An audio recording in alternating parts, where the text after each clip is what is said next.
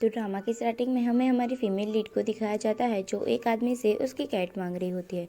तो वो कहता है कि तुम्हें तो कैट पसंद नहीं है। तो वो कहती है कि हाँ, मुझे कैट पसंद तो नहीं है, पर फिर भी। और फिर यहाँ हमारा सीन कट होता है और फिर किम्बोरा उस कैट को लेकर अपने घर आ जाती है और फिर वो फ्रेश होने के लिए वॉशरूम में चली जाती है और वॉशरूम में जाकर बोलने लगती है कि मुझे तो कैट्स बिल्कुल भी नहीं पसंद। और यहाँ पर हमें दिखाया जाता है कि बेड के नीचे से एक इंसानी हाथ निकल के आता है और यहाँ पर हमारा सीन कट होता है और फिर हमें फ्यू डेज अगो का सीन दिखाया जाता है जहाँ किम्बोरा सो रही होती है। तभी उसका फ्रेंड उसे आवाज़ लगाता है और वो उठ कर जाती है। तो उसका फ्रेंड उसे नाश्ता देते हुए कहता है कि तुम्हें पता है कि आज कौन वापस आया है। और फिर कहता है कि रहने दो, मैं खुद ही बता देता हूँ। और फिर वो कहता है कि जैसंग आज वापस आ गया है। तो ये सुनकर किम्बोरा अपना डोर बंद कर लेती है और उसके फ्रेंड से कहती है कि यहाँ से चले जाओ, हम ऑफिस में ही मिलेंगे। और किम्बोरा ऑफिस के लिए तैयार होने लगती है और साथ में जैसंग की बुराइयां करने लगती है और जैसंग उसका एक्स होता है।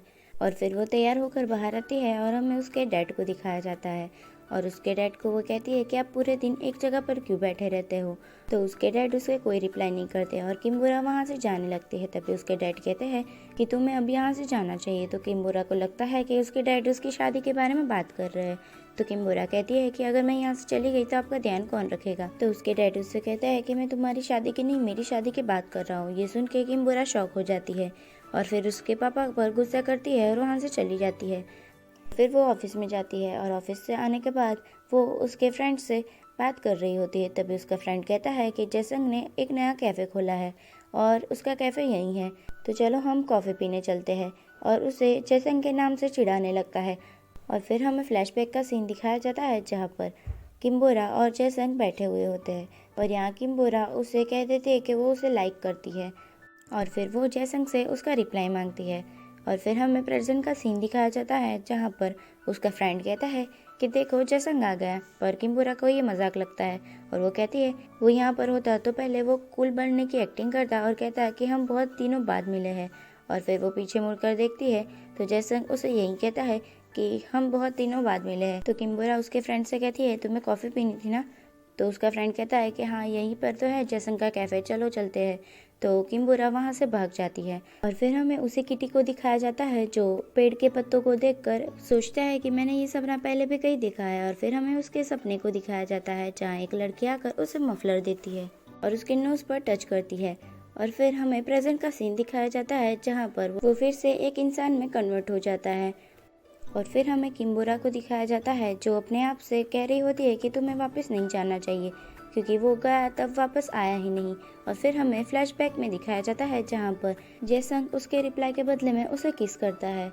और फिर हमें प्रेजेंट का सीन दिखाया जाता है जहाँ किम्बोरा खुद से कहती है कि तुम्हें नहीं जाना और अगर तुम गई तो तुम सबसे बड़ी स्टूपिड होगी। और फिर यहाँ सीन कट होता है और हमें दिखाया जाता है कि किम्बोरा जैसंग के कैफ़े के बाहर आकर खड़ी हो जाती है। तभी उसका दोस्त बाहर आता है, उससे कहता है मुझे पता था कि तुम आओगी। तो किम्बोरा कहती है कि नहीं, मैं तो बस कैफ़े देखने के लिए आई थी।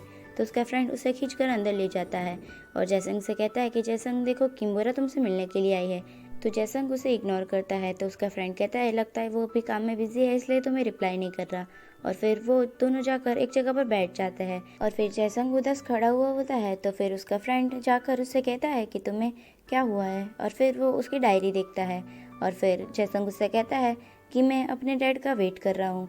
तो उसका फ्रेंड कहता है कि उस बात को 8 साल हो गए हैं, तुम्हें अब मूव ऑन हो जाना चाहिए।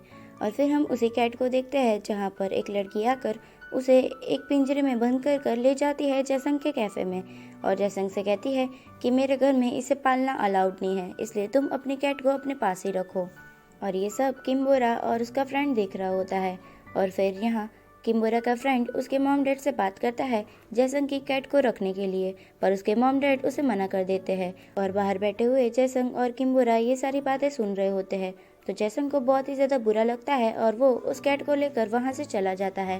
तभी उसका फ्रेंड बाहर आता है और वो जैसंग के बारे में पूछता है। तो किम्बोरा कहती है कि वो यहाँ से चला गया।